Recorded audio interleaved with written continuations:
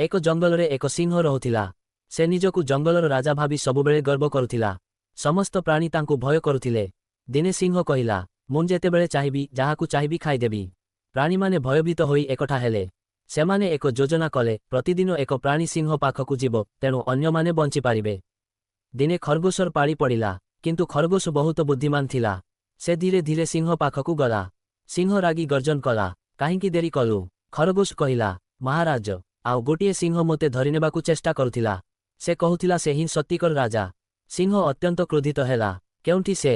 ମୁଁ ତାକୁ ଦେଖେଇଦେବି। ଖରଗୋଶ ସିଂହକୁ ଏକ ଗଭୀର କୁଆଁ ପାଖକୁ ନେଲା।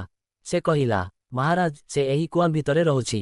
ସିଂହ କୁଆଁ ଭିତରେ ଦେଖିଲା, ତାର ନିଜର ପ୍ରତିଛବି ଦେଖିଲା। ସେ ଭାବିଲା ସେଇ ଅନ୍ୟ ସିଂହ। ରାଗରେ ସେ କୁଆଁ ଭିତରକୁ ଝାପ ଦେଲା। ଏବଂ ସେ କେବେ ଫେରିଲା ନାହିଁ। ଖରଗୋଶ ହସି ଜଙ୍ଗଲକୁ ଫେରିଲା। ସମସ୍ତ ପ୍ରାଣୀ ଖୁସି ହେଲେ। ଶିକ୍ଷା, ବୁଦ୍ଧି ଓ ଚତୁରତା ସବୁଠୁ ବଡ଼ ଶକ୍ତି।